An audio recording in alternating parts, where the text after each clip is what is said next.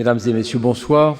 Je suis rendu donc à la 4e étape de cette vaste trajectoire qui, dans les langages de l'art, a retracé et raconté l'épopée de l'incarnation, de l'invisible devenant visible.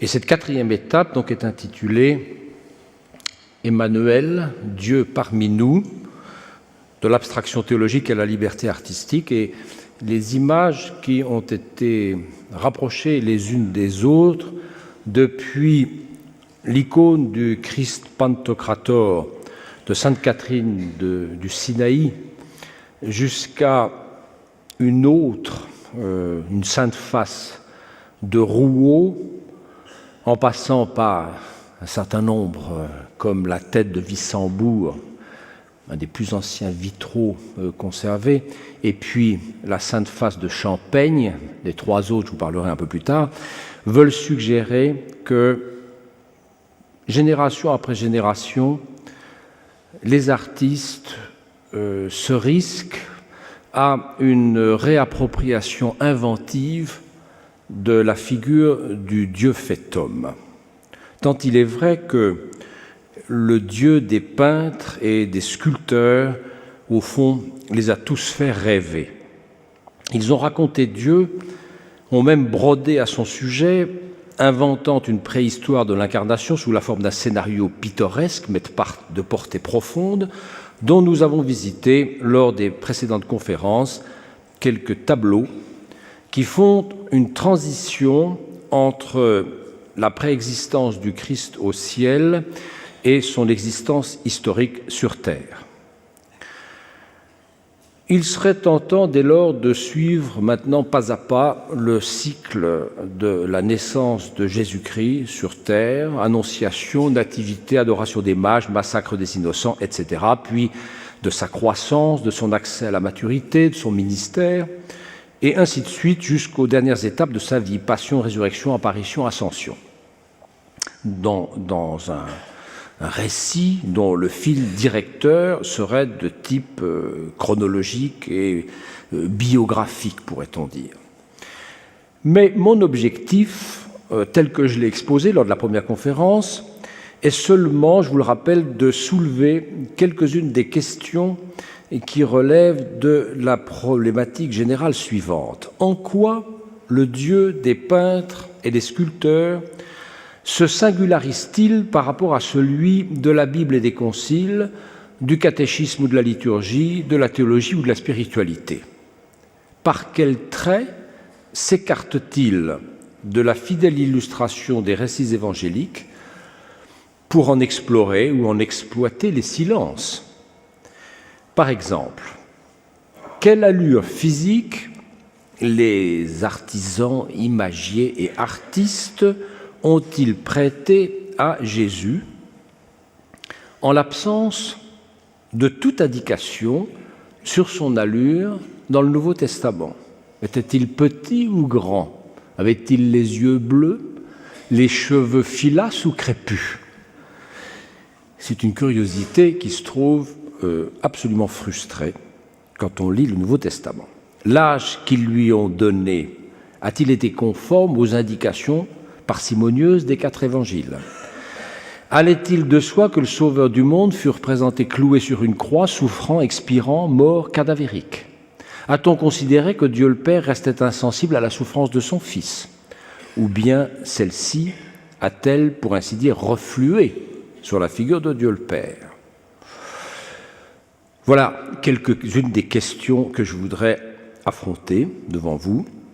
Le Dieu des artistes, à cet égard précis, présente des spécificités audacieuses, ainsi que sur d'autres questions au sujet desquelles théologie et spiritualité chrétienne furent souvent d'une discrétion proche de l'esquive, voire du mutisme.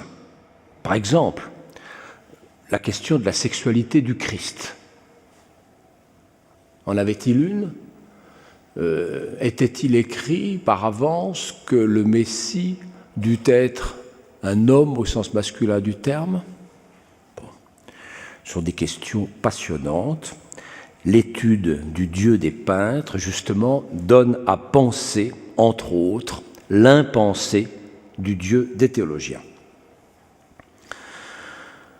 On pourrait être porté à croire que les phases de l'histoire de l'invisible antérieures à sa descente sur Terre, celles que nous avons retracées justement dans les précédentes conférences, n'étant pas documentées dans l'Écriture sainte, ménageaient à l'imagination des peintres une confortable marge de manœuvre, alors que celles qui suivirent son incarnation furent soumises, elles, au contrôle contraignant des récits évangéliques. C'est peut-être trop simplifier la question. Les récits évangéliques comportent effectivement bien des silences que les romanciers et metteurs en scène ne sont pas privés de combler. J'en parlerai dans un instant. La liberté laissée à l'imagination des artistes, en fait, demeurait considérable, même lorsqu'il s'agit de faire écho aux diverses étapes de la vie de l'Emmanuel, Dieu parmi nous. Cela peut paraître surprenant, mais un facteur a pu y contribuer, l'absence de sources, justement, renseignant, par exemple, sur l'allure physique de Jésus de Nazareth. Et de ce point de vue, Jésus, aux yeux de l'historien des religions comparatistes que je suis par métier à l'Université de Strasbourg, présente au fond une situation singulière par rapport à d'autres fondateurs de religions qui ont eu, eux, quelque chose comme une description canonique dans les textes de référence. Par exemple, Siddhartha Gautama, le Bouddha, a une description autorisée. Bon, le prophète Muhammad aussi. Au point de départ, dans l'art paléochrétien, Jésus a l'aspect d'un homme quelconque, celui de n'importe quel citoyen contemporain des artisans peintres ou sculpteurs. C'est un personnage passe-partout. Sa figure n'est pas encore individualisée. Ce ne sont pas les traits personnels qui permettent de le reconnaître sur les sarcophages ou les peintures murales des catacombes, mais plutôt sa position centrale quand il est en compagnie, entouré d'apôtres ou de disciples, ou bien, comme ici, le geste et la situation posturale dans lesquels il est engagé quand il agit en thaumaturge. Vous avez ici donc la guérison de l'hémorroïs qui se trouve à la catacombe de Marcellin et Pierre à Rome, qui date du deuxième quart du IVe siècle, et où Jésus est représenté en faiseur de miracles, mais l'auriez-vous reconnu si je ne vous avais dit qu'il s'agit de lui? Qu'a-t-il qui rappelle les traits que l'art ensuite donnera à Jésus? Pas de nimbe, une toge à la romaine avec un galon, bon, et puis c'est tout. Et un visage passe-partout. L'art en fait un type, non le portrait. Son allure en tant que tel n'a rien de remarquable. D'ailleurs, pour un saint Augustin, c'est sous sa forme de serviteur, format servi, que le Christ a été vu, c'est-à-dire comme un homme parmi les hommes. Le sujet de méditation émerveillé des chrétiens de l'Antiquité ne fut pas le caractère exceptionnel de sa forme visible, mais bien plutôt qu'il ait pu accepter d'en revêtir une. Là était l'émerveillement, et non pas qu'il fût grand ou blond. Le miracle donc est que Dieu se soit montré comme simple homme, acceptant d'être circonscrit dans une forme visible, contenu, lui l'immense, l'incontenable, pourrait-on dire, apérigraptos, comme dira le grec, dans les limites d'un corps humain. Il est vrai qu'au cours des siècles ultérieurs, notamment après l'essor de l'art de l'icône et la diffusion des légendes concernant les images akeiropoiètes, pardonnez-moi ce mot un peu compliqué. A, privatif. Keir, chirurgie, la main. Poiète, fabriqué. Akeiropoiète, image non faite de main. Bon, vous connaissez ces affaires-là. Donc des images qui résultent non pas de l'activité d'un artiste, mais d'une empreinte, d'une impression directe du visage ou du corps du Christ sur une toile. Donc après l'essor des akeiropoiètes, la figure du Christ connaît un début d'homogénéisation au point qu'on peut avoir l'impression que les divers invisibles incarnés de la peinture partageraient au fond tous un air de famille. C'est néanmoins une impression superficielle qu'Atto fait de dissiper l'étude d'une famille d'images de même sujet, ne fût-ce que durant un court laps de temps, comme il est facile d'en administrer la preuve, à mon avis, sur l'exemple de la Sainte Face. La Sainte Face étant un sujet qui a le grand avantage de ne pas distraire, si vous voulez, puisqu'il ne s'agit que de la tête et du visage du Christ. Bon. Examinez, je vous prie, ce qu'il en est du Mandulion qui est conservé à Moscou, à la galerie Tretiakov, du Mandulium qui se trouve à San Bartolomeo degli Armeni à Gênes, et puis de la Sainte Face, la Véronique de Mathieu Paris dans la Chronica Major datant de 1245-53. Bon, ces œuvres, quoique n'étant pas absolument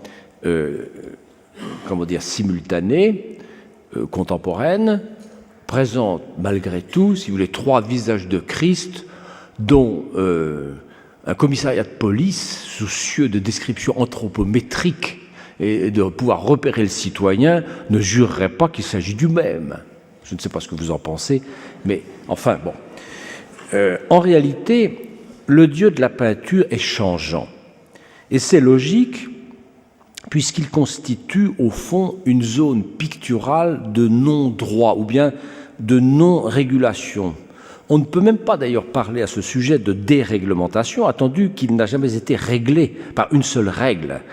Ou plutôt que la seule règle qui a existé, celle du christomorphisme, que je vous ai laborieusement présenté lors des dernières séances, au fond a une tache aveugle, pour parler de manière anatomique, au sens où, justement, elle ne précise pas à quoi ressemblait le Christ. Elle précise simplement que si l'on doit représenter Dieu dans l'art, on ne le représentera pas sous d'autres traits que ceux du Christ. Mais au fait, à quoi ressemblent-ils ceux du Christ ? À quoi ressemblait Jésus ? Augustin d'Hippone tenait que l'Église ne le sait pas, et que de toute façon, la vérité sur Jésus n'est pas à attendre des peintures, mais de l'écriture de son message, et qu'à la limite, il est meilleur que l'Église ne sache pas à quoi il a ressemblé, puisque d'une certaine manière, cela n'a aucune importance. Il n'a été contredit, que je sache, par aucun père de l'Église de son temps. Épiphane de Salamine expliqua de son côté que si le Christ avait eu vraiment une allure singulière, remarquable, Judas n'aurait pas eu besoin de l'embrasser pour le désigner à la troupe qui l'accompagnait lors de l'arrestation au Jardin des Oliviers. Quoi qu'il en soit, les premières descriptions précises de la personne du Christ ne sont pas antérieures au VIe siècle. Elles relèvent toutes, aux yeux des historiens, de la légende. D'ailleurs, légende, je le précise dans ma bouche, n'a rien de méprisant. Une légende peut être très vénérable, mais si vous voulez, du point de vue historique, elle a un statut bien particulier. La plus célèbre a été colportée par la lettre de Publius Lentulus, gouverneur de Judée, prédécesseur supposé de Pilate, à Octavius César. Et je cite cette lettre. « De nos jours est apparu et demeure un homme de grande vertu nommé Jésus-Christ, qui est appelé prophète de vérité par le peuple, mais que ses disciples appellent le Fils de Dieu. Il est d'assez haute stature, procerus en latin, et remarquable, spectabilis, ayant un visage vénérable que ceux qui le voient peuvent à la fois aimer, diligere, et redouter, formidare. Il a des cheveux couleur d'amande fraîche, enfin, une précision chromatique. Bon, et lisse, encore, lisse presque jusqu'aux oreilles, mais à partir des oreilles, ils sont un peu frisés, un peu plus foncés, cerulores, et brillants, ondulant sur ses épaules, et avec une raie au sommet du crâne, à la manière des Nazaréens, etc. Le texte se poursuit, il est en latin sur la moitié gauche de ce petit diptyque qui présente, une fois n'est pas coutume, un portrait du Christ vu de profil. le caractère hiératique d'une représentation, en règle générale, exige d'elle qu'elle soit présentée de manière frontale. Ici, précisément parce que le texte de Publius Lentulus porte sur le physique de Jésus, on a pensé que de le voir de profil, c'était meilleur, toujours du point de vue anthropométrique. Vous voyez, il y a quelque chose de cela. Cette lettre passe pour avoir été écrite par un témoin oculaire. En réalité, les historiens n'ont pas de mal à prouver qu'elle ne saurait être antérieure au XIIIe siècle. Ce petit diptyque a été présenté dans l'excellente exposition The Seeing Salvation à Londres en 2000. En réalité, l'allure de Jésus ne semble pas avoir frappé ses contemporains. Était-il petit, moyen ou grand? Quelle était sa physionomie?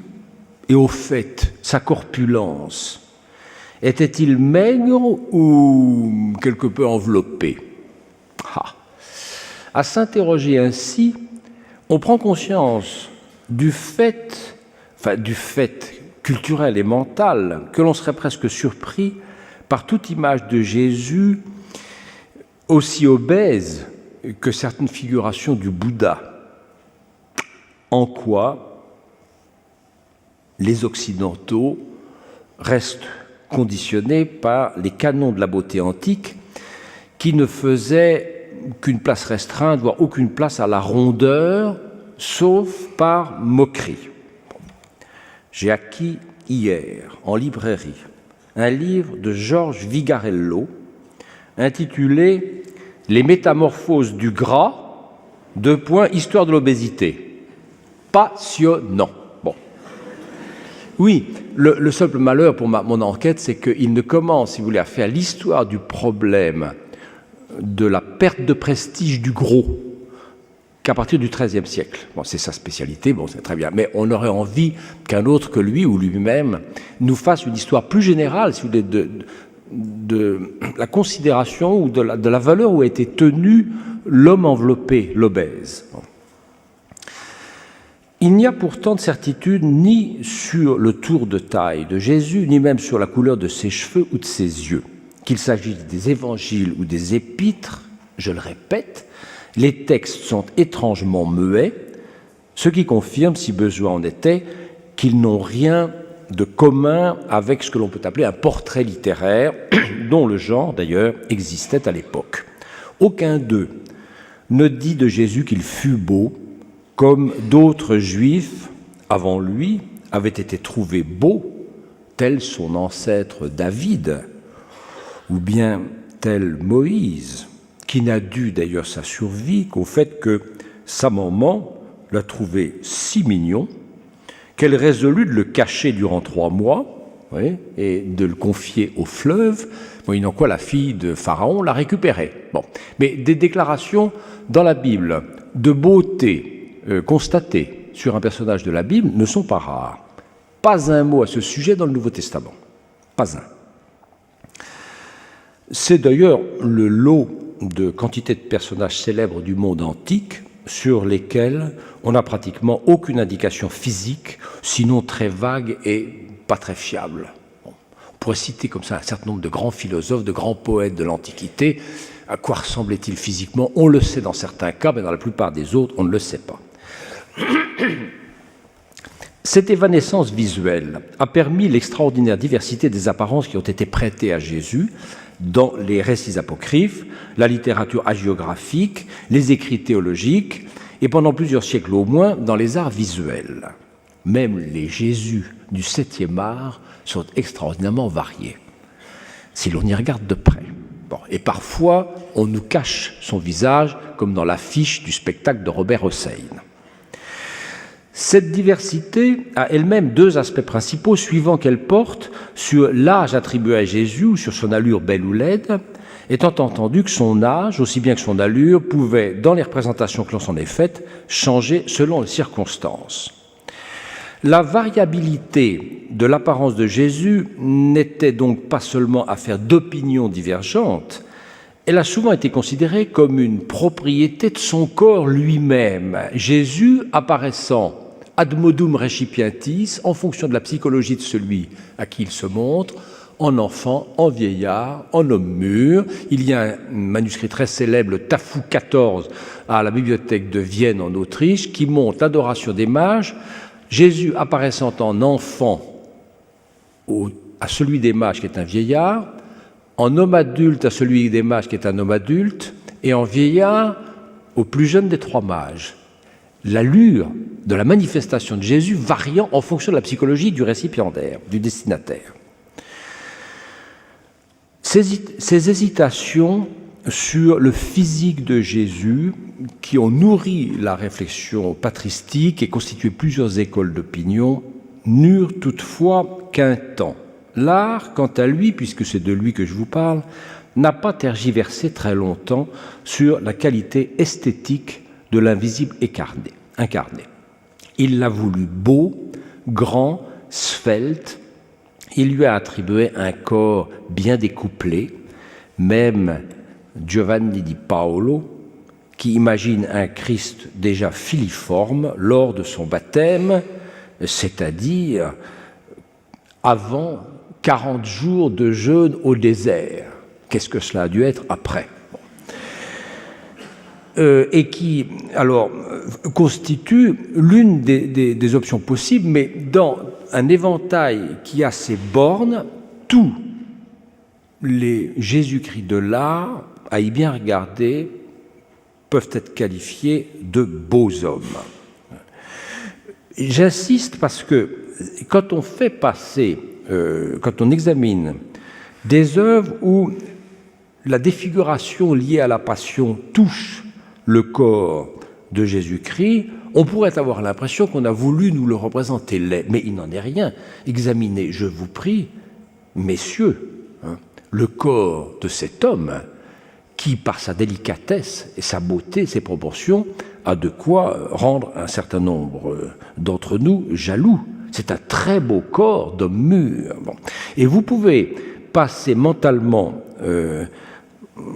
sur votre disque dur les œuvres qui, au fond, répondent à un certain désir d'exactitude anatomique, à partir du moment où justement le souci de l'exactitude anatomique s'impose à l'art, après les années 1400, pour faire gros. Bon, ici, par exemple, dans le retable de Boulbon, ce Christ est un très bel homme, est un grand homme musclé. Voyez, s'il vous plaît, les cuisses. Hein, ça n'a rien d'un rond de cuir. Vous voyez, bon.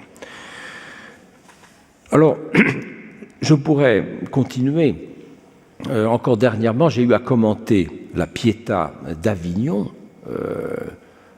La maman n'y songe pas dans ce moment tragique, mais elle peut être fière d'avoir mis au monde un pareil fils. C'est un superbe corps d'homme mûr. Bon.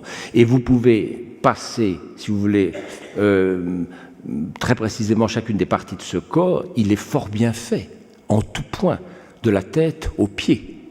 Voilà. Alors évidemment, vous allez me dire, c'est un type de regard, compte tenu du sujet, qui est un peu étrange. Mais oui, mais je me dois de le signaler, traitant ce sujet, il y a là, massivement, une option qualifiant le corps de Jésus de Nazareth comme un très beau corps d'homme accompli. Souvent, d'ailleurs, le Christ dépasse d'une tête au propre et au figuré tous ceux qui sont là, tous ceux qui l'entourent. Et ici a joué, je crois tacitement, mais impérieusement, ce que l'on peut appeler l'autorité du beau. Un certain nombre de représentants de l'art contemporain de notre époque parleraient, eux, de la tyrannie du beau, dont ils ont voulu justement se libérer. Mais cette autorité du beau a régné sans partage durant des siècles sur le traitement des figures de l'histoire sainte dans le domaine des arts plastiques, sauf peut-être en ce qui concerne le diable et ses séides, condamnés à la laideur dès le XIe siècle, sauf quand il s'agit de les montrer en train de séduire. Il n'y eut pourtant ni pape, ni concile pour arrêter et faire savoir, urbi et orbi, que le Dieu des peintres devait être grand, bien bâti et proportionné, d'allure noble et digne, ni trop maigre, ni trop gros. C'est intéressant, ça n'a jamais été programmé par aucune autorité ecclésiastique. C'est le propre de la tradition iconographique, du moins jusqu'à la seconde moitié du XIXe siècle, d'avoir opté sans hésiter en faveur d'un Dieu beau, d'un Dieu non seulement fait homme, mais fait bel homme, bel enfançon, puis beau garçon, bel homme mûr. Présentant non seulement toutes les qualités d'une humanité idéale, sensible, attentive, grave, bon, juste, patient, entre autres, excusez du peu, bien avant que le Concile de Trente et l'art de la contre-réforme ne fassent de la décence un critère impératif et que le décorum ne soit érigé en règle absolue, et préfigurant l'avenir de l'humanité dans une humanité exempte de tout péché et de toute tare. À quoi ressemble un innocent qui n'est en rien atteint par le péché? Là-dessus, l'art a eu son avis et a adopté une option claire. Pourtant, aucune monotonie n'en a résulté. L'invisible incarné des artistes ne fut jamais stéréotypé. Il s'est constamment renouvelé et au total, parce que les images du Christ sont légion et toujours solidement implantées et inculturées dans les préoccupations et la sensibilité d'un temps et d'une région, Dieu Christ apparaît sous les aspects les plus divers. On variait surtout l'âge. Le Christ est représenté en petit enfant, en jeune garçon, en homme mûr, mais aussi en vieillard, comme nous allons le voir dans un instant. On variait aussi son aspect esthétique, non pas qu'il fût parfois représenté laid, ça n'arrive pratiquement jamais, mais le modèle de sa beauté a changé.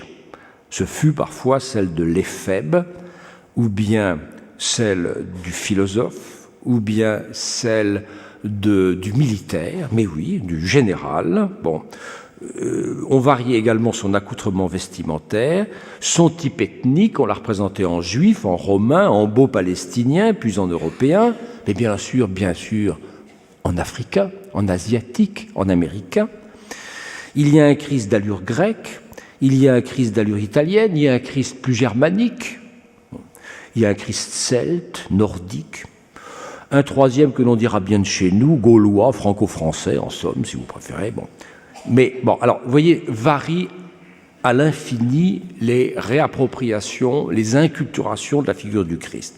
Varie et compte plus encore la mise en scène, le schéma de composition plus ou moins stéréotypé, mais modifié pour les besoins de la cause, le type formel dans lequel le Christ est figuré en représentation.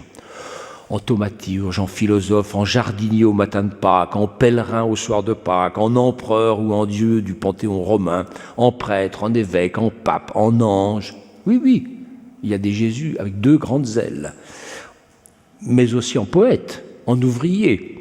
Le XIXe siècle a aimé le représenter en ouvrier, début XXe en syndicaliste. Bon, et puis ensuite, alors, venu le temps de la décolonisation généralisée, si vous voulez, bon, en africain, en paysan brésilien spolié de ses terres, que sais-je encore. Dernièrement, dans une revue qui n'est pas habituellement sur ma table de chevet, Le Bilan, revue des chefs d'entreprise. Août 2005, une magnifique représentation de Jésus-Christ en costume et cravaté. J'avais jamais vu ça encore, avec, s'il vous plaît, couronne d'épines. Bon. Signe de cette forme de liberté dans l'appropriation inventive qu'ont atteint maintenant les langages d'images. Extraordinaire, au point d'ailleurs que ça devient parfois d'un total arbitraire et parfois complètement délirant. Mais il s'y mêle aussi une dose de provocation, comme vous l'imaginez bien.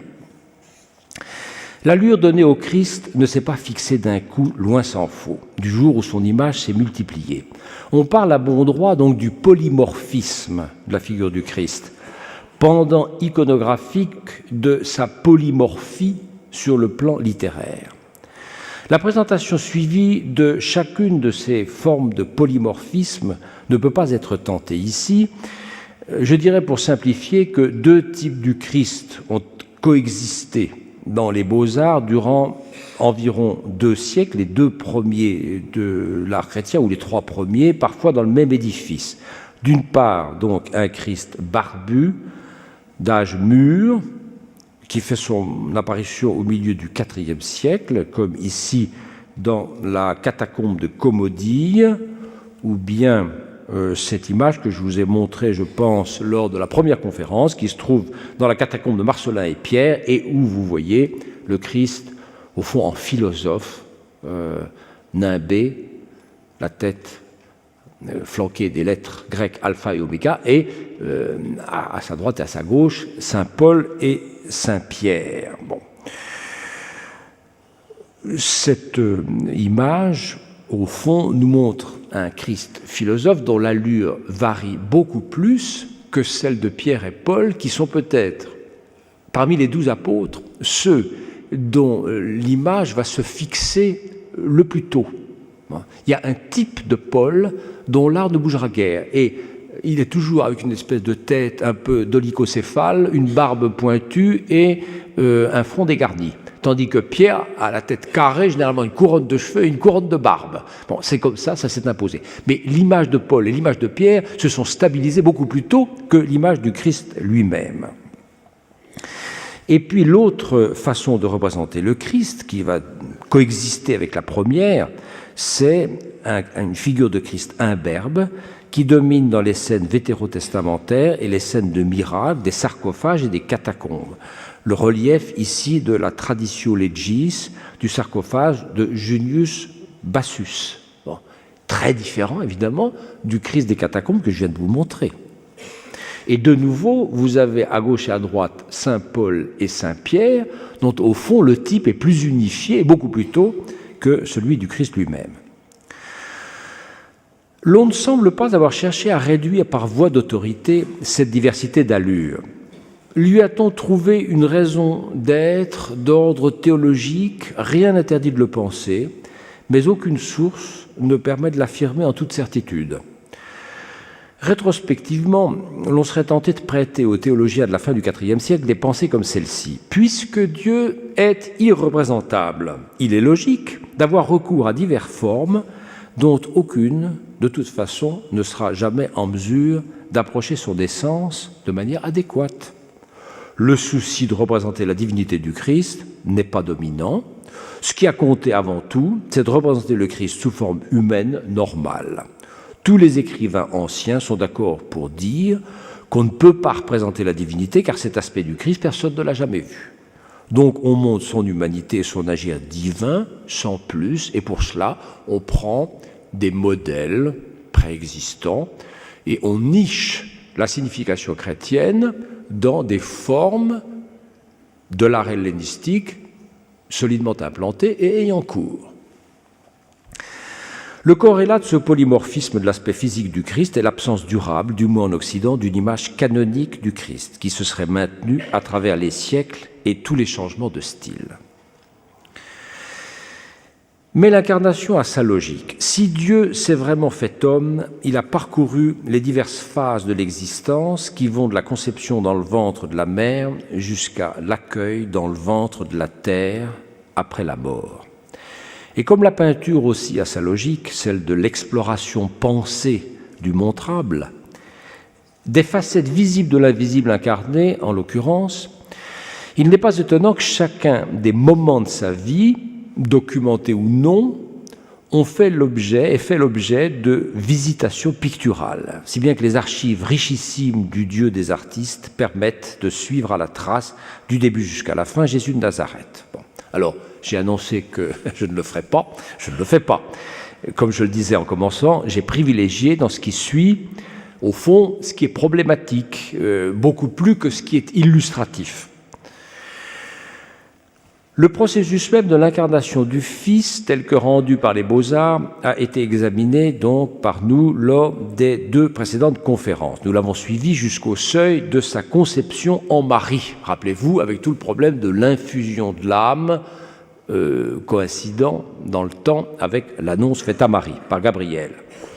Quelques œuvres suffiront à établir que le récit pictural se poursuit sans qu'un blanc ne s'instaure jusqu'à sa naissance, par des œuvres montrant soit la Vierge visiblement enceinte ou portant devant soi, comme dans les icônes, comme dans l'Annonciation d'Ustiug, un motif d'enfant assis en tailleur, frontal ou en buste, les manuels bénissants des images de la Vierge platutaire. Bon.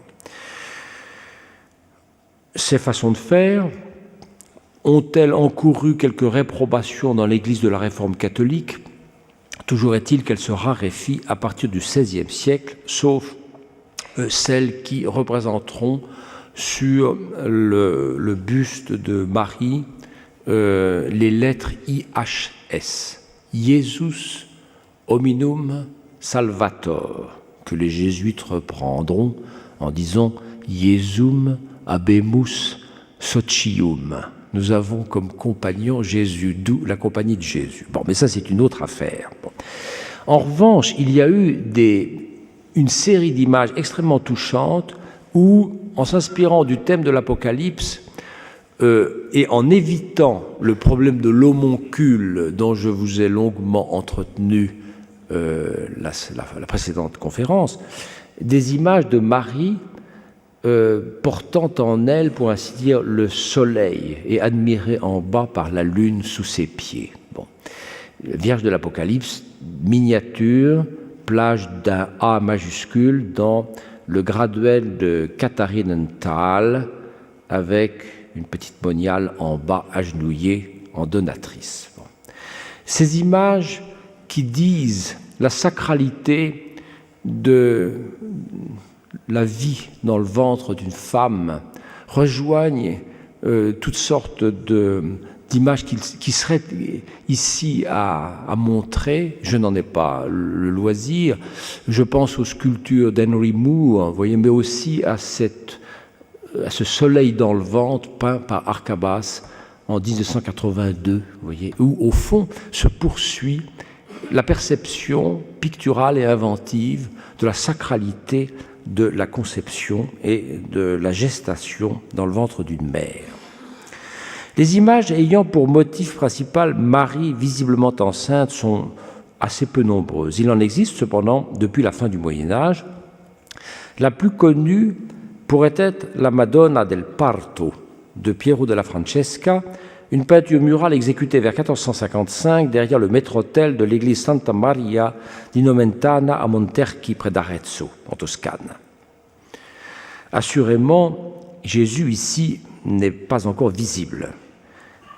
Mais l'on ne perd pas au change la double ostension du ventre proéminent de cette femme massive, par sa main glissée dans la fente de sa robe entr'ouverte sur un jupon blanc, et aussi par les deux anges écartant les pans de rideaux du baldaquin, est un témoignage convaincant de la présence en elle du Fils du Très-Haut et confère à cette grossesse une solennité incomparable. Et aussi une certaine sensualité. La logique d'une telle peinture devait engendrer, et cela n'a pas manqué d'être le cas, d'abord des gestes, beaucoup de femmes italiennes qui souhaitaient enfanter venaient toucher ce ventre, réputé faciliter les conceptions, et puis aussi à susciter, alors dans la même logique, des statuettes à hublot à travers lequel les dévots pouvaient, une fois le hublot ouvert, apercevoir l'enfant, le petit enfant à naître dans le sein de Marie. Bon. Je précise aussi que je connais des exemples dans plusieurs religions, en particulier dans le bouddhisme, de ces statues de bodhisattvas qui s'ouvrent par une petite fenêtre, si vous voulez, dans lequel on voit à quel point la pensée de l'autre, du salut de l'autre, de sa sortie du samsara, de son accès au nirvana est présent dans la pensée des bodhisattvas, puisqu'ils ont en eux-mêmes, ils portent le souci de l'autre. Bon, extraordinaire représentation. Au passage, il convient de relever que dans ce contexte, Jésus n'a jamais été représenté, jusqu'à plus ample informé, en position fétale. La représentation de l'enfant dans le sein de sa mère est très ancienne.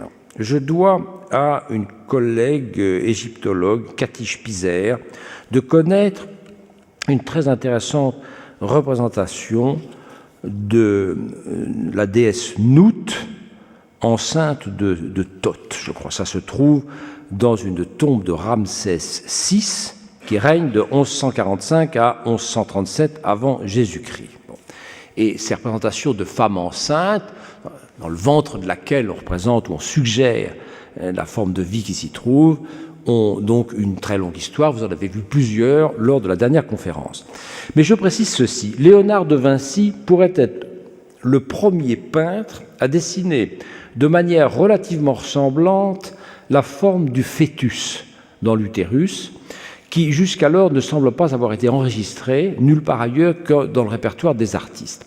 Aussi, quand les peintres ont entrepris de le représenter, Jésus ante partum, après l'Annonciation, mais avant sa naissance, ils ont peint un Jésus qui n'était pas levé sur lui-même comme un fœtus, mais assis en tailleur, les yeux ouverts, parfois bénissant, comme dans l'Annonciation d'Ustiu que je vous ai montré, ou bien comme dans cette visitation qui occupe donc la partie droite d'un tableau dont je vous ai déjà présenté la moitié gauche, qui a été peint par un disciple de Konrad Witz, et où vous voyez Marie, lors de sa visite avec Élisabeth, portant donc, sur sa poitrine une forme d'enfant dont vous voyez assez bien qu'elle est assise, tandis que Jean-Baptiste, qui est dans le sein d'Élisabeth, lui,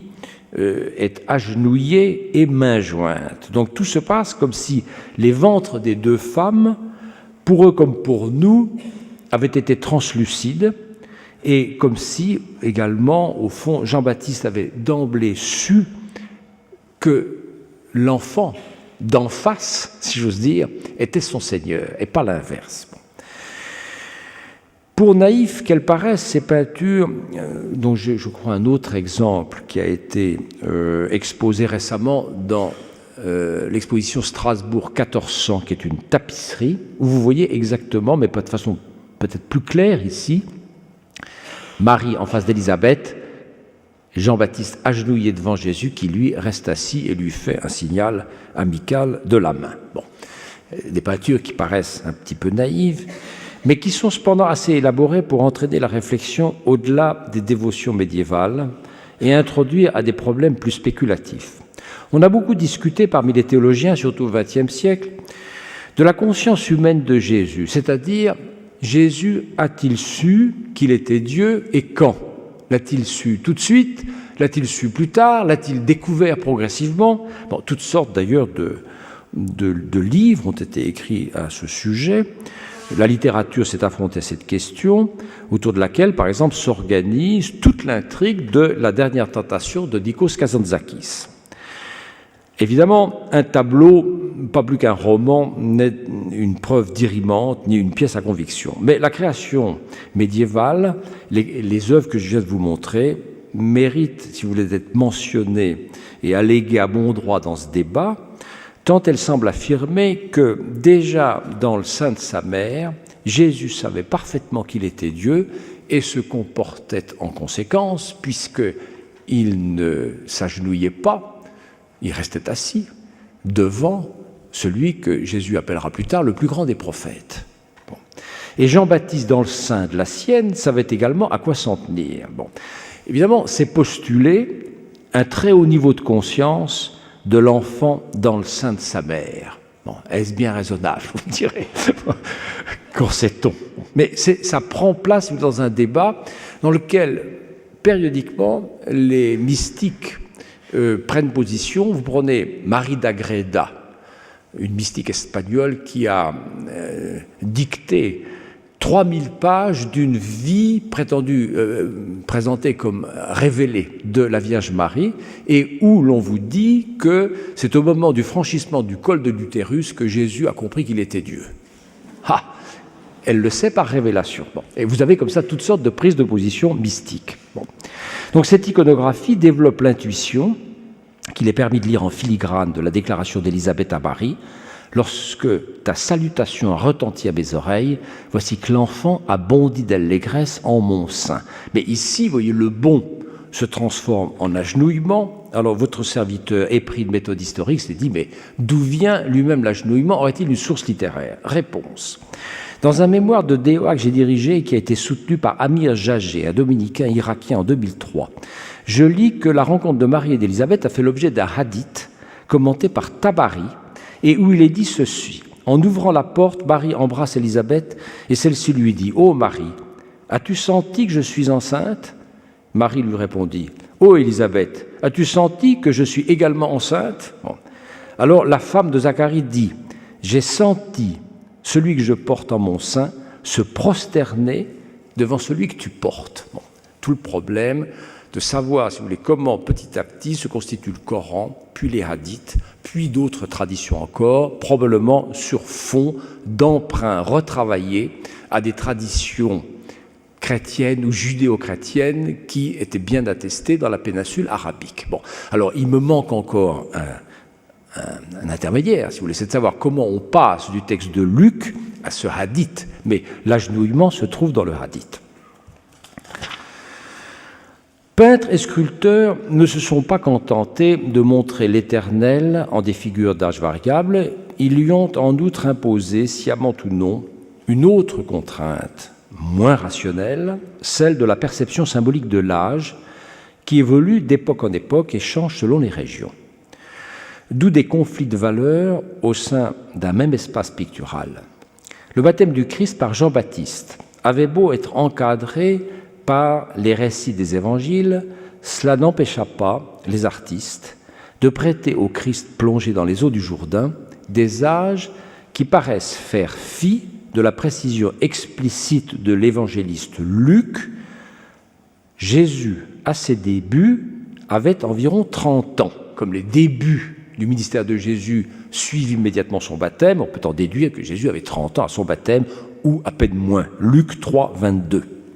Et en effet, dans la plupart des représentations de cette scène qui datent des 4e au 5e siècle, et encore dans bon nombre d'exemples postérieurs, la figure de Jésus au baptême est celle d'un adolescent, d'un petit garçon ou d'un jeune homme en taille réduite, et non d'un homme jeune ayant acquis sa pleine stature. Ainsi, dans la catacombe de Marcellin et Pierre, que vous avez sous les yeux, et encore au début du 7e siècle, dans la page liminaire de l'évangéliaire d'Etchmiadzin, en Arménie. Dans ce sujet, le Christ en adulte, vous remarquerez d'ailleurs au passage que ici, Jésus n'a pas du tout les cheveux filasses, mais crépus. Oui, la lettre de Lentulus n'a encore pas d'effet, elle est très postérieure. Dans ce sujet, le Christ en adulte apparaît, certes, déjà au VIe siècle, dans l'un des deux baptistères de Ravenne, donc ici celui des orthodoxes, où vous voyez un Jésus adulte, on peut supposer qu'il a le même âge que Jean-Baptiste à 6 mois après, avec un beau collier de barbe et des cheveux qui tombent sur les épaules. Bon. Mais cette façon de représenter le Jésus du baptême en adulte ne se généralise pas avant le XIe siècle. Encore dans l'évangéliaire d'Egbert, le contraste est saisissant entre les tailles respectives et surtout les âges du Baptiste et de Jésus. Ici, le Baptiste est représenté en vieillard chenu et Jésus, bon, en adolescent, en jeune homme, à peine en jeune homme. Bon. Alors que l'écart d'âge entre les deux, si l'on en croit l'évangéliste Luc, c'est 6 mois. Eh bien, dites donc, 6 mois, oui, 6 mois.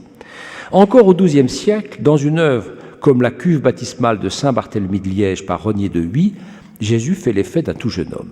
Après, en revanche, dans les nombreux baptêmes du Christ de la période gothique, notamment, il n'y a plus de différence de taille significative entre les deux protagonistes, et l'on trouve même des œuvres qui, à l'inverse, ont un Jésus légèrement plus grand que le Baptiste. Le Baptiste peine presque, si vous voulez, à baptiser Jésus parce qu'il lui faut porter très haut la coquille qui contient l'eau baptismale. Bon, ici, donc, dans le relief de Saint-Denis conservé au musée de Cluny, que l'on a présenté dans l'exposition Premier retable au Louvre, et ou bien encore dans cet ivoire du premier tiers du XIVe siècle, également conservé au Louvre. L'apparente anomalie qui vient d'être signalée dans l'art paléochrétien n'est pas imputable à une ignorance de l'écriture, ni à un mépris, encore moins, ni à une quelconque négligence, mais selon toute vraisemblance, au souci prioritaire qui fut celui des artistes de mettre en relief la relation de maître à disciple dans laquelle Jésus a voulu rentrer à cette occasion, contre le gré du Baptiste, en lui ordonnant de lui administrer le baptême. Cette démarche revenait à faire allégeance au Baptiste et à se déclarer son disciple. Or, le disciple, est-il dit dans les évangiles par Jésus lui-même, n'est pas plus grand que son maître, ce qui est une façon de rappeler qu'il lui est inférieur. Dans l'art paléochrétien, cette infériorité putative a été traduite en termes de taille physique par un Jésus nettement plus petit que le Baptiste et dominé, paradoxalement, par celui-là même qui avait dit, Jean-Baptiste, « Celui qui vient après moi est plus grand que moi ». Matthieu 3,11. C'est amusant parce que, si vous voulez, ces mentions, au fond, vont contredire ce que fait l'art. Mais l'art a ses raisons que l'Écriture ne connaît pas. Quelles sont les raisons de l'art ? Représenter des significations, et non pas des objets physiques et des tailles. Bon. Ici, la signification qui est rendue, c'est celle de la soumission, l'humble soumission de Jésus au Baptiste en tant que maître.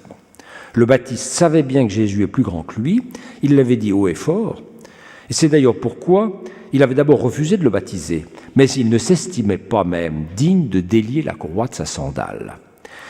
Jésus l'avait obligé à lui administrer le baptême de pénitence pour montrer l'exemple, en accord avec ce qu'il dira plus tard, « Celui qui veut être le premier parmi vous, qu'il se fasse le serviteur de tous ». Seul cet accent mis sur, au fond, ce qu'on pourrait appeler le rapport hiérarchique, paradoxal de Jésus au Baptiste, rend compte de ces représentations du baptême de Jésus, où il est peint à moindre échelle que son cousin, bien que l'écart d'âge, je le répète, l'écart d'âge entre eux n'ait été que de 6 mois. Il aura fallu attendre l'art de la Réforme catholique, qui délaisse précisément les rivages d'un art essentiellement symbolique, comme l'était l'art médiéval, pour que la conformité à l'histoire et au récit scripturaire soit érigée en consigne générale de l'art religieux et constituée en impératif premier, voire en pierre de touche de la fiabilité d'une œuvre d'art religieux. A-t-on été jusqu'à représenter Jésus en vieillard ? Eh bien, la réponse est positive. La réflexion théologique du siècle écoulé a fait maintes fois observer que si le Verbe de Dieu a revêtu la condition humaine et connu la souffrance, il a néanmoins été dispensé des épreuves inévitables que comporte la vieillesse. Comme il était âgé d'environ 30 ans lors de son baptême, je l'ai rappelé, et comme son ministère dura 3 ans, faites le calcul, il avait quelque 33 ans lorsqu'il a été mis à mort. C'est aussi l'âge auquel, selon les supputations de saint Augustin, l'on ressuscitera à la fin des temps, cet âge étant celui où, censément, chacun est au meilleur de sa forme. Je vous laisse juge de la pertinence de cette évaluation. Il paraît donc logique d'en conclure qu'il était légitime de conférer à la figure de Jésus, sinon l'âge qu'il avait lors de son ministère public, après la vie cachée à Nazareth, du moins un âge variable pourvu qu'il se situe dans une fourchette raisonnable entre celui du nouveau-né et puis une trentaine accomplie. Et corrélativement, qu'il n'y aurait aucun sens à représenter Jésus en vieillard, sauf peut-être de nouveau pour des motifs hautement symboliques que je vais essayer de percer. Dans un diptyque, non, ça c'est encore une représentation du baptême, dans un diptyque en ivoire provenant de Byzance, datant du VIe siècle, conservé à Berlin, vous voyez ici Jésus trônant en vieillard, flanqué de Pierre à gauche, de Paul à droite, eux-mêmes âgés. Ces trois-là, finalement, paraissent avoir un certain âge, voire un grand âge. Bon. Et l'explication de ce grand âge de Jésus est probablement à chercher du côté du niveau du modèle du philosophe. Le Christ, dans la maturité de la sagesse, enseignant en majesté, avec, au fond, tout le savoir-faire, toute la sagesse qui est celui d'un homme parvenu à un certain âge. Bon. Et ce Christ, d'ailleurs, malheureusement, je ne peux pas vous le montrer, fait pendant à un Christ enfant qui se trouve sur les genoux de Marie. Bon. Certaines images assez surprenantes du début du XVe siècle donc beaucoup plus tard, et poursuivre cette tradition du Christ en vieillard, ainsi dans les petites heures du duc de Berry, dont François Avril a édité un magnifique facsimilé. Bon. Et vous voyez ici, il n'y a pas d'hésitation possible.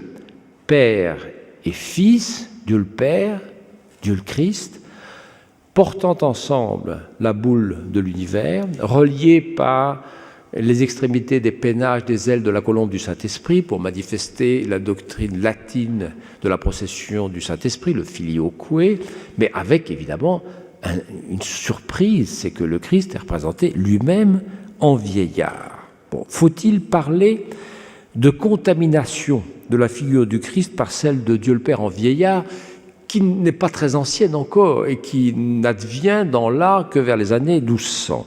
Ou bien faut-il établir plutôt, comme j'ai été tenté de le penser, un lien entre cette valorisation du grand âge et l'expérience traumatisante de la grande peste des années 1350 et suivantes, qui pourrait avoir provoqué ou hâté une mutation symbolique dans la mesure où, apprend-on de tous les spécialistes de la grande peste, ce furent les vieillards qui résistaient le mieux qu'en tout cas que toutes les couches d'âge de la population à l'épidémie. Bon. Je n'en sais rien, mais jusqu'alors, j'observe que c'était la jeunesse sur laquelle le temps n'a pas de prise, qui avait servi le plus souvent d'emblème à l'éternité. En revanche, après, c'est sûr que les figures d'hommes de très grand âge prennent, pour ainsi dire, leur revanche, se multiplient dans l'art et, au fond, gagnent la figure de Dieu le Père lui-même, dont l'éternité n'est plus signifiée par la jeunesse éclaboussante de beauté et de brillance, mais par le grand âge. Saint Matthieu annonce qu'à la fin des temps, le Fils de l'homme reviendra dans la gloire, ce qui donnera le signal de la résurrection générale. Et l'on verra, dit-il, le Fils de l'homme venant sur les nuées du ciel avec puissance et grande gloire. Matthieu 24, 30. Ce retour ou cette seconde venue du Christ a été très souvent représenté dans l'art. Les artistes guidés par le titre donné au Christ en cette occasion, le Fils de l'homme, formule un peu énigmatique, par laquelle Jésus, surtout quand il évoque la parousie, parle de soi à la troisième personne en évitant de se désigner comme Fils de Dieu ou comme Messie. Donc certaines œuvres n'ont pas hésité sur l'allure à lui donner. Ce fut celle qu'il avait en tant que Dieu fait homme, ou celle qu'il a dans les représentations de son ascension, puisqu'il reviendra comme il est parti. Bon. Mais il y a quelques exceptions très intéressantes. Par exemple, d'abord, même l'allure plutôt du Christ à l'ascension, je ne connais pas d'ascension avant Michel-Ange où l'on aurait représenté le Christ sous cette forme que l'on peut qualifier d'herculéenne. Bon, peut-être parce qu'il le faut tout de même plus léger pour qu'il ascensionne. Bon. Mais ici, en tout cas, vous voyez, vous avez quelque chose comme une innovation puissante. Bon.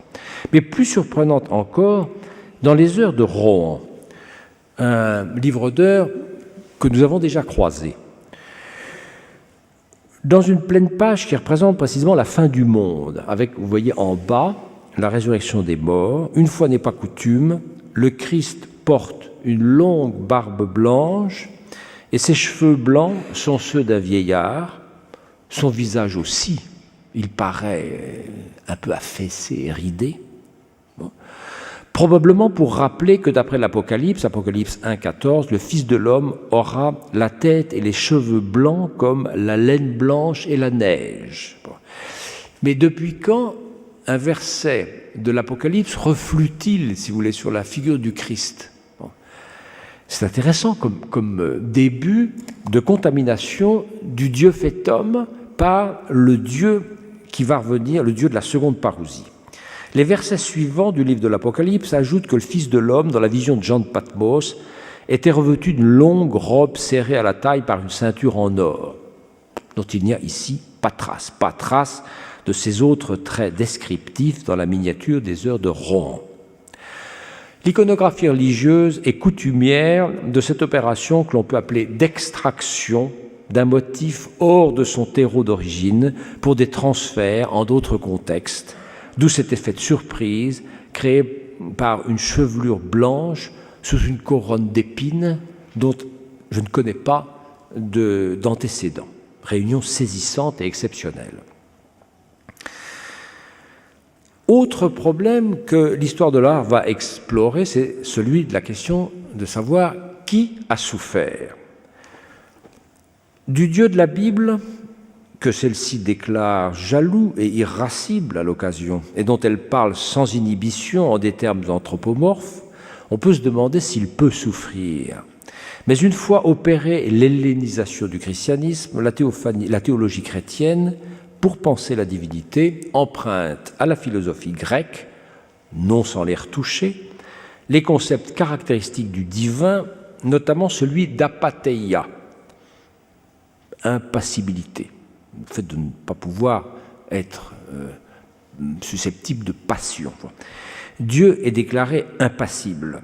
Il ne saurait souffrir, si bien que même l'idée d'une offense à Dieu, soit dit en passant, devient difficile à penser. Si l'on peut aisément admettre que Dieu puisse être blessé dans ceux qu'il aime, on ne voit pas comment l'on pourrait cesser de penser que Dieu est en soi invulnérable, sa transcendance et son éternité le mettant, pour ainsi dire, complètement hors d'atteinte. En revanche, à partir du moment où Dieu se fait homme, homme véritable, il n'y coupe pas. Dieu fait homme est exposé à la faim, à la soif, à la fatigue, aux émotions en général et à la douleur. L'on a pu prétendre, en particulier en des temps où foi chrétienne rimait avec vie austère, que Jésus n'a jamais ri, ce qui paraît quand même un peu invraisemblable. Mais suscite aussi la réflexion. Est-ce que l'être parfaitement heureux et réalisé a encore besoin de rire?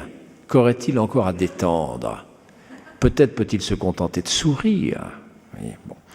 Vous avez un très beau chapitre de Jean Delumeau sur « Jésus n'a jamais ri ».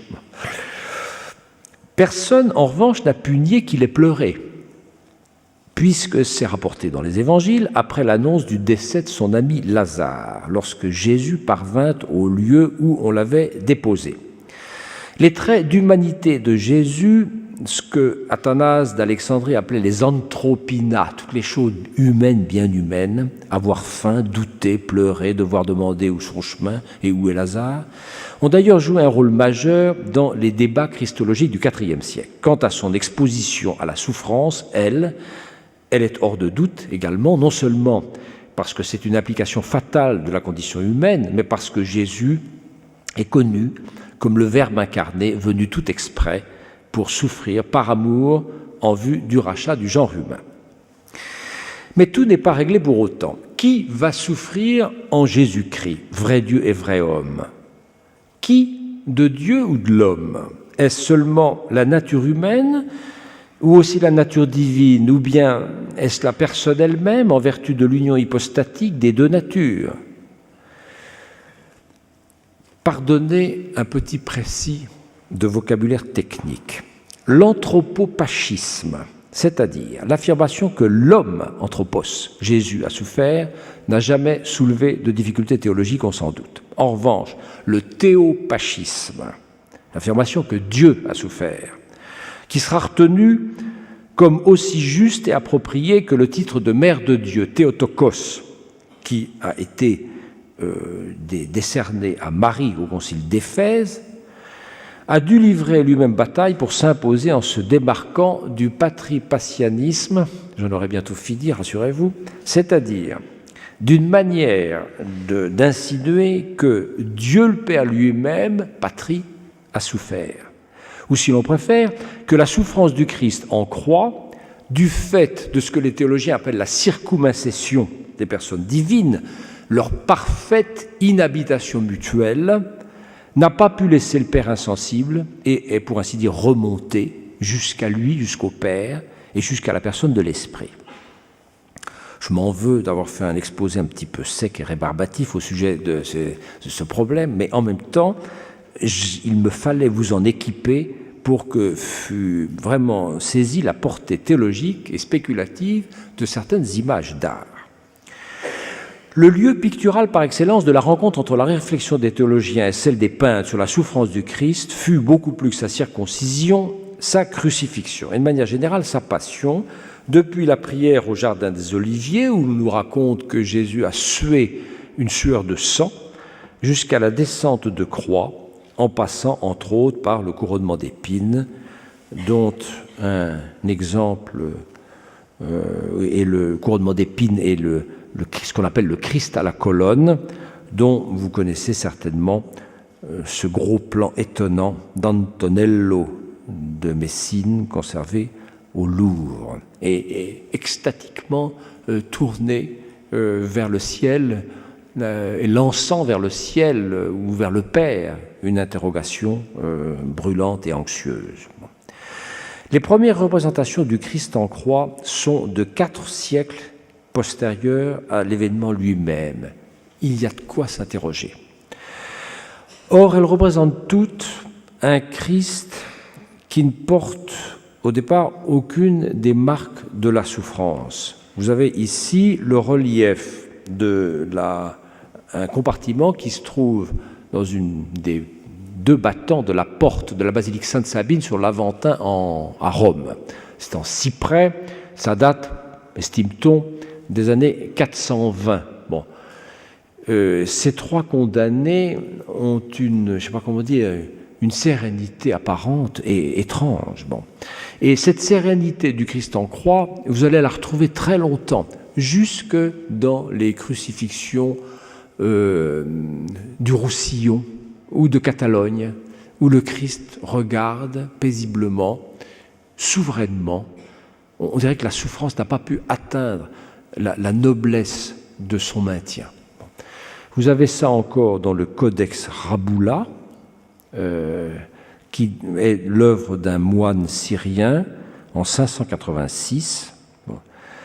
Il n'était sans doute pas possible pour l'art chrétien d'en rester là, sauf peut-être à prêter le flanc au grief de docétisme, doctrine du pur semblant, dokein en grec, semblé.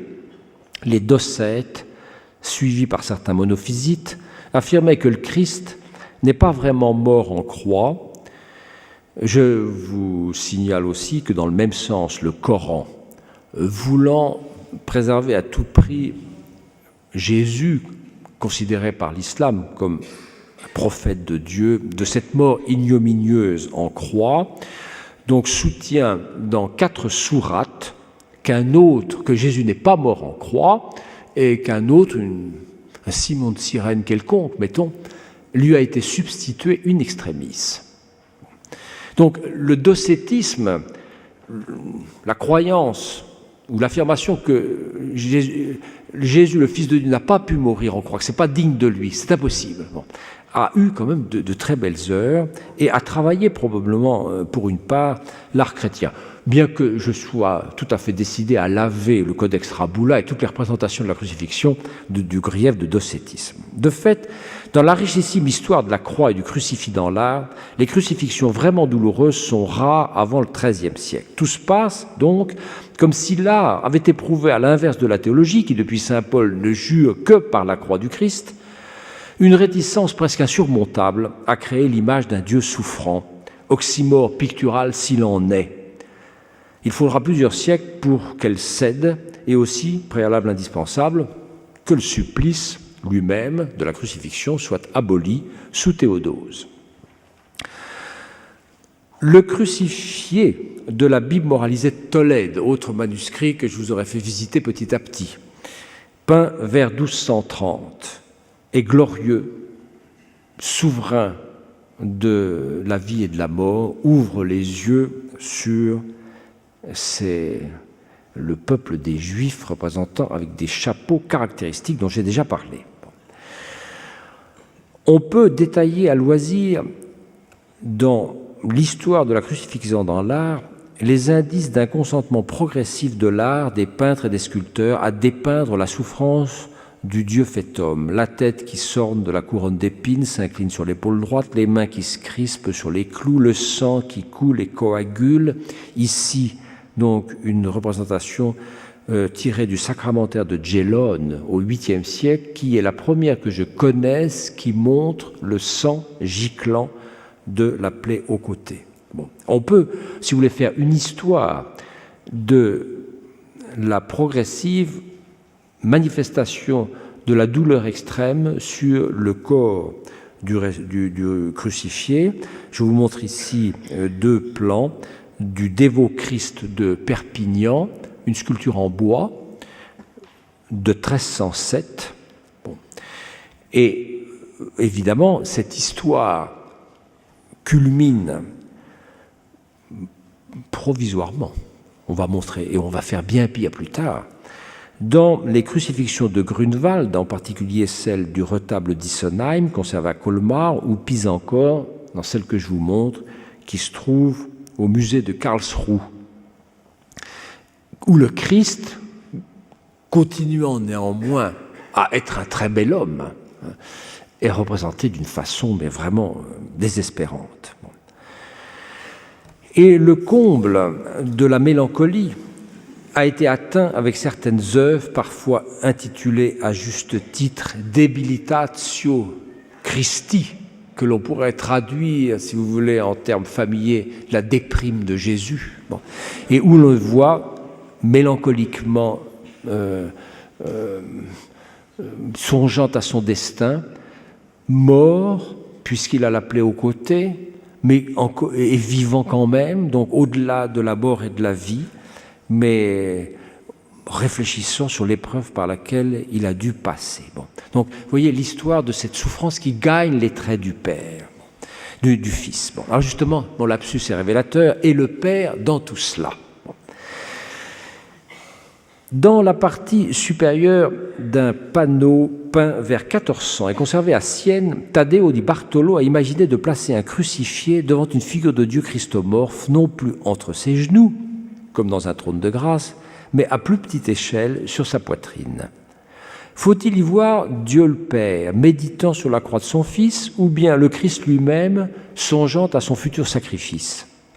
Il est permis d'hésiter. L'œuvre se prête d'ailleurs à une interprétation plus large encore.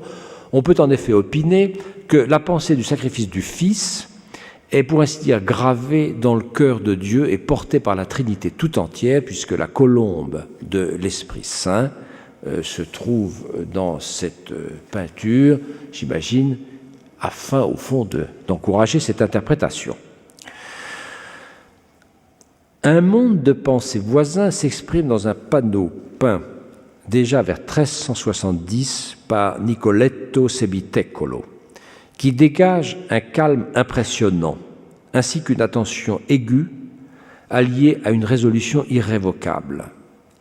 Le crucifié aux longs cheveux roux ondulés et à la barbe grisonnante tient les yeux grands ouverts, alors que son torse dénudé fait voir sa plaie au côté. Or, je le répète, la lance du soldat ne lui a été appliquée qu'une fois sa mort constatée. Le panneau montre par conséquent un Christ que l'on peut dire mort-vivant, situé au-delà de l'opposition entre la mort et la vie. Quant à Dieu le Père, ici en vieillard chenu, splendidement vêtu, il est d'une gravité extrême qui prend le spectateur à témoin de la souffrance de Dieu. L'union du Père et du Fils est si étroite que le Fils paraît crucifié dans les mains du Père. Leur même geste, des bras tendus, signifiant leur amour commun et le don de vie qu'ils font ensemble. La volonté du Fils s'offrant pour la rédemption du genre humain et ne se distinguant pas, d'une certaine manière, de celle du Père, auquel il obéit si parfaitement qu'ils n'ont plus à eux deux qu'une seule et même volonté. Ça rejoint un vieux problème de la patristique, monothélisme ou dithélisme. Il est remarquable qu'une intuition similaire, 5 siècles et demi plus tard, sans aucune influence directe, à ce que l'on sache, ait conduit Marie-Alain Couturier, le dominicain promoteur du renouveau de l'art sacré en France dans les années 1950, à peindre pour l'oratoire du maître général des frères prêcheurs, toujours à Sainte-Sabine, sur l'Aventin, alors en 1932, bien avant que de se mêler d'art contemporain, une peinture murale, aujourd'hui donc à Sainte-Sabine, où le crucifié, abandonné dans les mains du Père, se retourne vers lui comme pour lui parler et se confier à lui. Ces images ont été souvent utilisées par les frères dominicains cherchant un motif pour leur ordination sacerdotale. Une image qui a été très populaire. Que le père Couturier lui-même, répudiait quelque peu, étant donné qu'il avait commencé d'être un peintre très traditionnel, au fond, dans le style et dans les motifs, et il est devenu, comme vous le savez, quelqu'un qui était, au fond, proche de l'aniconisme décidé d'un Le Corbusier. Autre œuvre allant dans le même sens, il y en a plusieurs autres artistes, c'est celle de Jean-Georges Cornelius, un primitif du XXe siècle, qui fut très longtemps oublié, qui sort, pour ainsi dire, du purgatoire et connaît de nos jours un certain retour en grâce, puisqu'un livre vient de lui être consacré avec une préface, tenez-vous bien, de Pierre Rosenberg, président-directeur honoraire du musée du Louvre. Comme quoi les valeurs attribuées aux œuvres peuvent changer singulièrement. L'art des peintres et des sculpteurs, on l'a rappelé, a beaucoup tardé à représenter l'invisible incarné souffrant, alors que la théologie paraissait l'y inciter depuis saint Paul. Or, par un curieux retour de balancier, il alla plus loin que toute théologie dans l'exploration de la souffrance de l'incarné, en scrutant comme à la loupe, non seulement les ravages de la souffrance sur le corps de Jésus exténué, ce que la mystique a fait elle aussi, par exemple, par la contemplation des plaies, mais au-delà encore, en imaginant leurs effets contagieux sur Dieu le Père et en osant figurer quelque chose comme une tristesse du Père, un accablement, une consternation, dont nulle spiritualité ni aucune théologie ne se sont jamais risqués à faire un début de théorie. Comme quoi, la peinture de l'incarné a reflué jusque-là sur la peinture du Père. Ce fut parfois suggéré dans les œuvres du type Trône de grâce, mais de façon fugitive en raison du schéma de présentation plus hiératique, plus hiérarchique, plus impassible. En revanche, peintres et sculpteurs s'y risquèrent de manière plus appuyée dans les œuvres du type Compassion du Père, le Père tenant contre soi le corps du Christ descendu de croix, ici dans cette grisaille fantastique de Roger Campin, un panneau qui est conservé à Francfort et où le Père apparaît, mais atteint, il est plus que grave, vous voyez, il est vraiment consterné. Bon. Vous pourrez facilement vous constituer une galerie de représentation de Dieu le Père, comme ici dans ce retable de Sainte-Anne de Lübeck par Bernd Notke dans les années 1480, ou comme sous le pinceau de Rubens encore en 1610, dans cette Compassion du Père datée de 1610, dont un motif donc, qui, vous voyez, traverse les siècles, mais sera, pour ainsi dire, bloqué par le XVIIIe siècle bien pensant, qui trouve cela indigne. Bon. En attendant, on a été assez loin dans cette direction. Je vous montre enfin un groupe sculpté qui est conservé au musée de la Renaissance d'Écouen, où Dieu le Père paraît, pour ainsi dire, se détourner, peut-être de peur d'être vu pleurant. Dieu le Père pleurant, meurtri, lui l'Éternel, l'impassible. Sur ce point, il me semble que l'art a été très loin dans son exploration et a devancé de plus de 6 siècles les premiers discours formels que la théologie chrétienne ait osé forger sur la souffrance de Dieu au XXe siècle.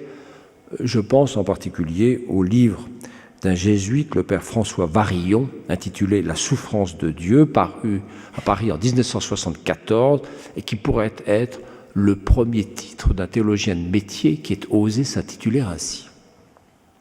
Que la figure de Dieu ait été rendue perméable au sentiment de compassion, cela recouvre une initiative sans précédent dans l'art occidental, dont il se pourrait en outre qu'elle n'ait eu à proprement parler aucune source d'inspiration textuelle explicite.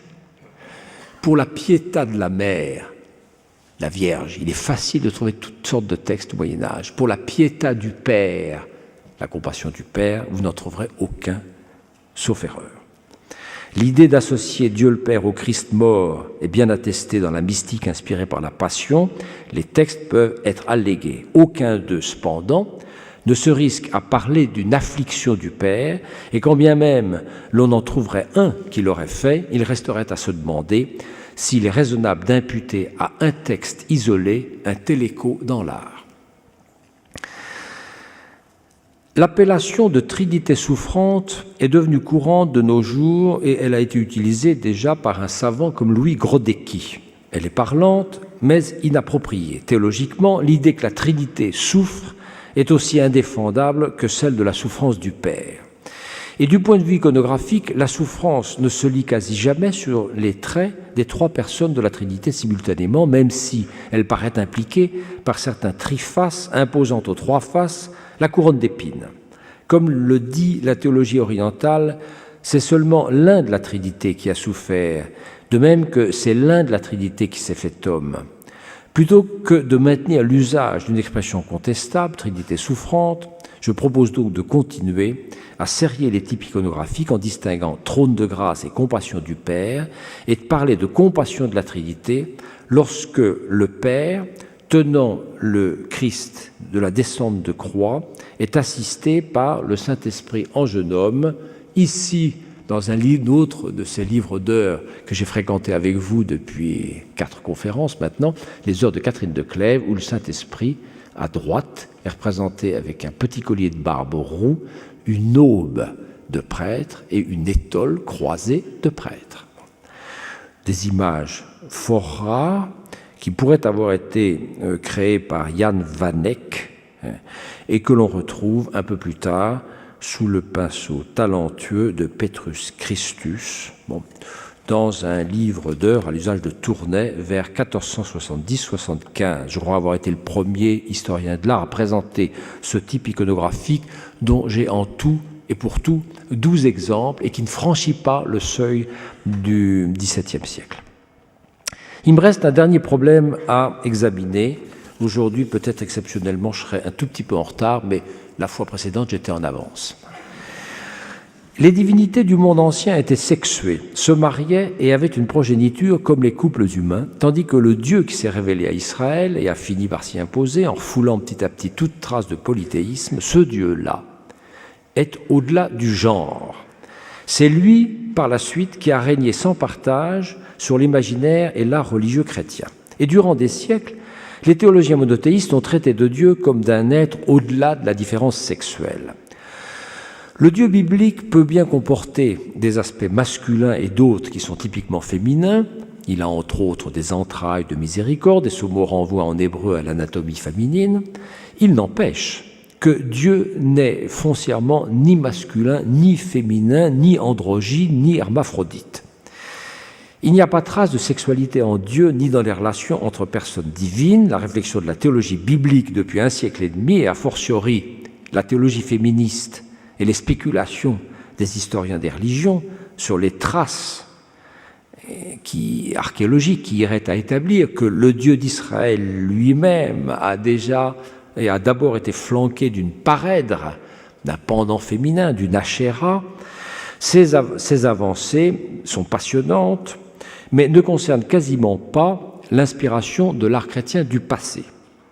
J'ai coutume de dire que si les historiens de l'art se doivent impérativement d'acquérir une culture biblique, liturgique et théologique, en revanche, ils peuvent se dispenser d'en savoir beaucoup sur les développements de l'exégèse biblique depuis Richard Simon et Julius Wellhausen. À partir du moment où Dieu se fait homme, il paraît condamné au genre, sinon au sexe. Pour revêtir la condition humaine, il lui faut obligatoirement être ou bien d'un sexe ou bien de l'autre, une troisième voie n'existant pas. Effectivement, Dieu incarné fut homme au masculin et non au féminin. Pourquoi fallait-il ou convenait-il que Dieu, du fait de son incarnation, fût homme plutôt que femme ? Aussi étrange que cela paraisse, la théologie semble avoir été le plus souvent muette à ce sujet. L'histoire, bien sûr, vient à la rescousse et invoque les structures de pensée et de pouvoir patriarcales inhérentes au temps historique de l'incarnation. Et le tour est joué.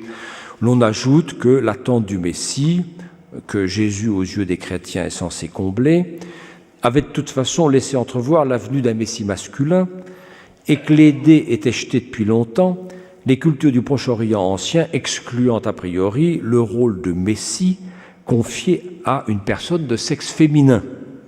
La faute étant venue par Ève, un Messie nouvel Ève était impensable, alors qu'un Messie nouvel Adam était concevable. Il y a quand même quelques théologiens médiévaux qui pourraient être allégués dont la réflexion fut assez libre et spéculation assez aventureuse pour constituer une objection à ce qui vient d'être dit, tel Pierre Lombard, qui s'est interrogé savamment dans son livre des Sentences sur l'éventualité d'une incarnation du Verbe de Dieu dans une femme, et disserte sans vergogne des avantages et des inconvénients attachés à une telle solution, voire à celle qui aurait consisté à naître hors de la race d'Adam. La portée réelle de son audace semble d'abord diminuée par l'impression qu'il donne de n'envisager cette hypothèse que dans le cadre, vous savez, de cette sorte de jeu intellectuel auquel se livrent volontiers les théologiens scolastiques. Sa réflexion n'est pourtant pas dénuée de profondeur dans la mesure où il opine, pour finir, qu'il était somme toute préférable que le Sauveur naisse d'une femme avec le sexe d'un homme, en sorte de suggérer le salut de chacun des deux sexes, chacun contribue au fond à l'incarnation, ce qui n'aurait certes pas pu l'être s'il était né femme d'une femme. Ah ben oui, une troisième possibilité étant exclue. C'est imparable comme raisonnement. Bon. L'on ne semble pas, en tout cas, avoir jamais douté de la masculinité de Jésus. La mention de sa circoncision, de toute façon, était de nature à lever toute incertitude à ce sujet. Du moins, le Dieu des philosophes et le Dieu des théologiens et des croyants ne laisse-t-il place à aucune spéculation sur le sexe du Christ. On ne peut pas en dire autant du Dieu des peintres. L'étude des deux scènes de la vie du Christ dans l'art, où celui-ci, parvenu à l'âge adulte, apparaît plus ou moins dénudé, à savoir son baptême et sa crucifixion, conduit à d'intrigantes observations. Les images procèdent de l'expérience et provoquent à penser autrement que par voie conceptuelle. Dans la scène du baptême, jusqu'au VIe siècle inclus, il n'est pas rare que Jésus soit figuré entièrement nu dans un Jourdain transparent. Pas de problème écologique, l'eau est claire. Son membre viril, quoique discret et conforme en cela aux normes en vigueur, pour d'autres sujets, comme Daniel dans la fosse au lion, ou Jonas vomi par la baleine, est nettement visible, comme ici dans le baptistère des Ariens à Ravenne. Bon. En dépit de la différence des âges du Christ et du Baptiste, ça ne joue pas, vous voyez.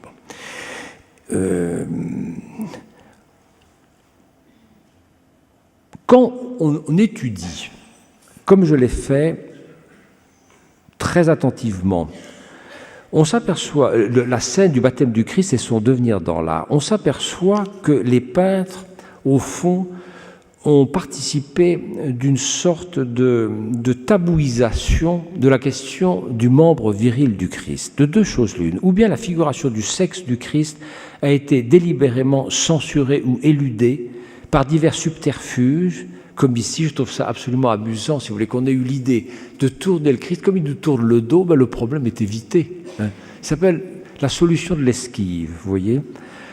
Ou bien l'on a laissé entendre que le Christ, anticipant en cela la spiritualisation du corps humain en vue de la béatitude éternelle, avait d'ores et déjà un bas-ventre, allégé du membre viril, ou du moins doté d'un sexe réduit à l'état de témoin, pour mémoire, beaucoup plus élégant, mais si, et notoirement plus discret, ce qui le délivrait de cet appendice à la fois ridicule et désobligeant, au goût de cette époque, qui ne convenait décidément pas au plus beau parmi les enfants des hommes. Que voulez-vous? Des représentations du baptême avec un corps du Christ dans cet état, vous en avez des multitudes. C'est la règle générale. Il n'en a pas. On parle comme ça, je crois, en français. Oui, bon. Mais ça pose quand même une question, vous voyez. Alors, il est vrai que l'avenir du sexe, le Christ en avait averti, paraît nul dans la Jérusalem céleste, puisqu'il n'y aura plus là-haut ni homme ni femme, et que les élus y seront comme des anges. C'est dit en toutes lettres. Il semblerait donc que les peintres aient pris sur eux, sans aucune incitation dans ce sens, à ma connaissance, venant des théologiens ou des pasteurs, pour anticiper d'une certaine manière ce que sera l'avenir du corps humain dans la béatitude. L'autre scène qui fournissait l'occasion de peindre à peu près nu le Christ adulte, à savoir la crucifixion, compte tenu de sa plus grande fréquence dans l'art et du rôle éminent du crucifix dans la prière et la liturgie, a été plus vite placée sous le contrôle des normes de la pudeur sociale que celle du baptême.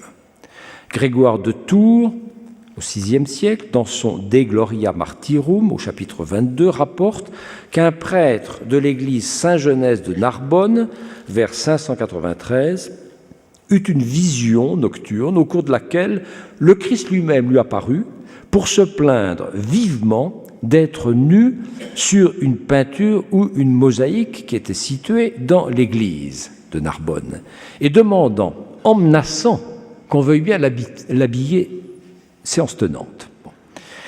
Témoigne encore la fréquence entre VIe siècle et XIIe, avec tous les crucifix polychromés du Roussillon et de Catalogne, des crucifix vêtus du collobium, qui, au fond, sont encore une solution d'esquive. Bon, c'est évidemment pas le but du Volto Santo, ici, de Luc, mais cela aboutit au même effet. Sans doute, les artistes chrétiens et leurs commanditaires savaient-ils que le supplice de la crucifixion était infligé à des condamnés entièrement dénudés. Mais par égard pour la pudeur des fidèles, il fut entendu, une bonne fois pour toutes, que les crucifix d'église comporteraient au moins un périsonium, un linge autour des reins, un périsonium de convention, sauf à deux moments. D'abord entre 1500 et 1560, c'est-à-dire à la Renaissance jusqu'au Concile de Trente, qui mettra un terme à cette première phase permissive, et depuis les années 1880 jusqu'à nos jours, où les crucifixions dures, voire cruelles, ont abondé comme jamais auparavant. Durant ces deux périodes-là, le Christ fut représenté parfois intégralement nu, avec un sexe parfaitement visible, mais toujours discret, comme dans le crucifix nu, sculpté en 1995 par le jeune Michel-Ange pour l'église Santo Spirito de Florence et aujourd'hui à la Casa Buonarroti. Et autrement, eh bien, une fois le cache-sexe minimaliste des premières crucifixions, le subligaculum, remplacé par le périsonium, puis le périsonium opaque par le périsonium transparent, une bien curieuse évolution s'amorce, identique à celle qui fut à l'œuvre dans la scène du baptême.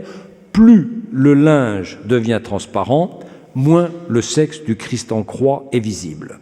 Comme si la légèreté virtuose du point de vue artistique du linge avait été le moyen choisi pour suggérer discrètement, mais éloquemment, que le Christ était dépourvu de l'attribut viril ou n'avait été doté que d'un sexe minuscule de tout petit garçon. Comment l'expliquer ? Faute de textes qui rendraient compte de cette évolution, certains chercheurs ont proposé d'y voir l'effet d'une désapprobation esthétique, que j'ai déjà mentionné tout à l'heure, ou d'un certain dégoût collectif pour la forme du sexe masculin, dont on aura voulu dispenser le Christ. C'est seulement à la Renaissance et de manière provisoire qu'une réaction compensatoire se produisit. La réaffirmation de la pleine humanité, par conséquent de la virilité du Christ, emprunta alors deux moyens: le périsonium déployé et la monstration des pudenda Christi, dans des œuvres montrant le crucifié entièrement nu. La première solution fut de loin la plus courante, parce que la mieux tolérée, même si elle suggérait un sexe immense en érection, comme le dossier réuni par l'historien de l'art américain Leo Steinberg a montré, a cherché à l'établir, en tout cas, sans toujours parvenir à convaincre.